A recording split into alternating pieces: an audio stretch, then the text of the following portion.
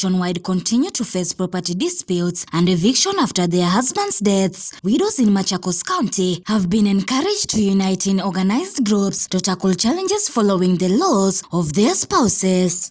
And I've now been working with Margaret, with Susan for 1 month, and I am joining their organization to help people around the world know about all of your amazing stories, your struggles, and the power of women. When you raise up one woman in community, you raise the entire community. During a gathering in Makaveti, Kalama Ward, hundreds of widows marked 13 years of achievements under the Maendeleo Mapya Initiative, a program founded by Margaret Ndalana, a third-term nominated MCA in Machakos County Assembly, saying it promotes solidarity, healing, and financial empowerment through support groups. Mimi ni charedi wa hiyo kikundi.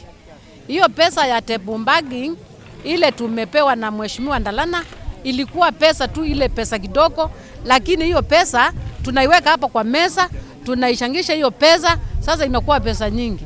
So mwisho wa mwaka ukifika, tunapatia wamama pesa, hata wanapeleka watoto wao shule.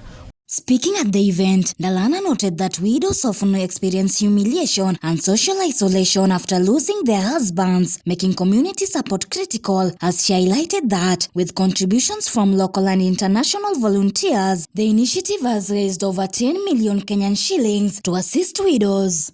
Tuko na registered women 500 widows.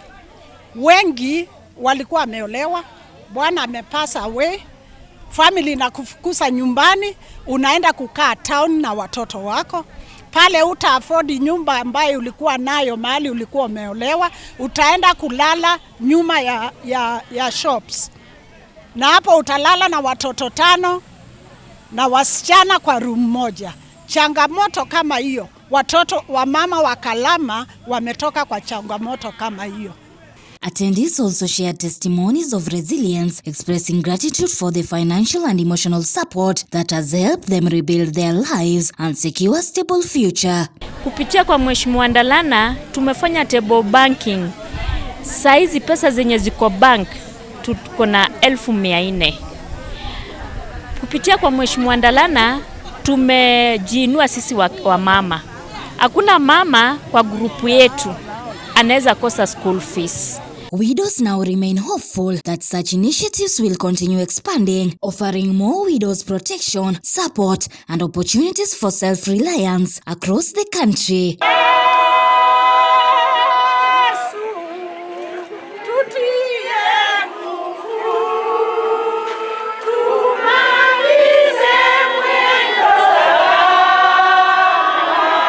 Atienka Negunda, KUTV.